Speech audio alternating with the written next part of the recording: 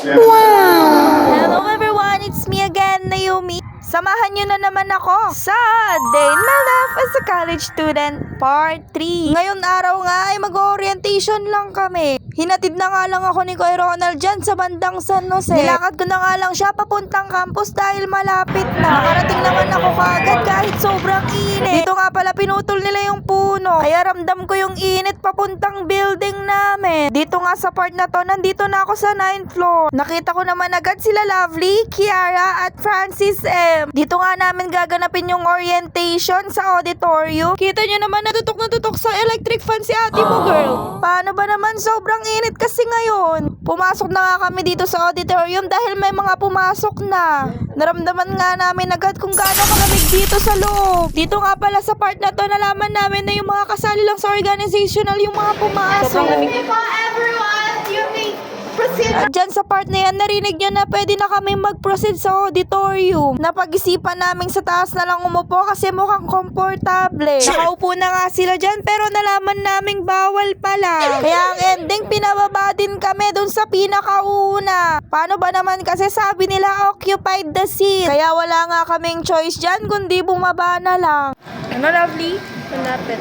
Ba matawag tayo habang Natatakot nga dyan si Lovely na baka matawag kami dahil sobrang lapit namin sa mga speakers. Sabi ko dyan, kaya niya yan. Nagandahan talaga ako kay Kiara dito. Sobrang haba din ng pila for time in. Dito sa part na to, nakapag-time in na ako. Nauna pa ako sa kanila. Paano ba naman kasi nakasalubong ko yung mga kaklase namin. Tapos naiwan sila dun sa mahabang pila. After ko nga mag-time in dyan, may binigay silang handout. Nandito nga din pala si Shin. 2 araw siyang wala. Paano ba naman kakagraduate niya lang? Sa previous school niya kasi late yung graduation nila. Dito nga i-start na ng program. Pinanood nga namin yung video ng JPIA AU. This is one of organization na sakop ng accountancy. Ito rin pala yung organization na sinalihan ko. At after nga nun, diniscuss ni Gov kung ano yung mga major activities for this year. One of them is the University Day. Ito yung pinakaabangan namin. After nga ni Gov, nandito na yung mga speakers namin. Nagpaskan nga sila ng raffle. After nga nila magpaskan ng raffle, nag-discuss na sila kung ano yung mga policies, retentions, and others na tungkol sa accountancy course namin. Dito nga sa part na to, Q&A na at nagtanong si Kiara, bakit daw merong BSA at BSMA kung parehas lang sila? Bago ka kasi mag-BSA, magiging BSMA ka muna, which is yung business management. Kapag hindi mo napasa ang tatlong onboarding exam nila, hindi ka na pwede maging BSA sa Holy Angel. Then sa management accounting naman na course, pwede mo din kunin yung accounting. Kaya parang narito si Kiara, bakit daw may 2 course kung parehas lang din naman daw sila? Tapos sinagot naman ng speaker na meron naman daw pumipiling BS management lang na course. Sana nag-gets yung explanation ko dyan. Dito naman sa part na to, nilalamig na kami. Paano ba naman yung aircon tutok na tutok sa amin? At ayan na nga, raffle na. Excited na kami dyan kasi ang mapapanalunan mo yung mga libro. Libro na kailangan namin for accountancy. Dyan nga, tapos na yung program, palabas na kami. Natatawa nga ako dyan dahil ni isa sa amin wala man nang napili sa raffle.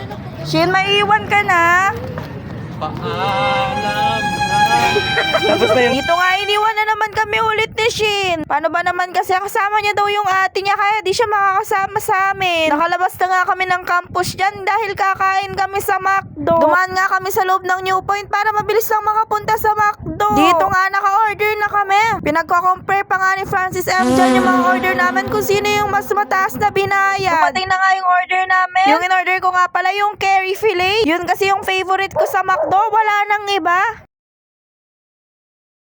Before nga kaming kumain dyan, nag-pray muna si Francis M. After nga mag-pray ni Francis M, kumain na kami agad. Sobrang favorite ko lang talaga yung curry fillet ng McDo. Ewan ko ba, swak siya kasi sa panlasa ko. Sobrang sarap talaga niya. Natatakam tuloy ako habang nag-edit. Dito nga nabigla ako dahil sabay-sabay kaming natapos. Tinry ko nga dyan yung trend na ididip yung fries sa Sunday. In fairness, okay naman siya. After namin magkwentuhan, umalis na din kami agad. Malapit na din kasing umulan, baka madatnan kami. Hirap na magkasakit, baka magka-absent. Dito nga sabay sila Lovely at Francis M umuwi. Kami naman ni Kiara sabay kaming pumunta sa Holy Angel. Paano ba naman nandun yung mga sundo namin? Dito nga nakasakay na ako sa papa ko. Sobrang informative ng orientation na yun. Nalaman ko na hindi mo naman pala kailangan magseryoso.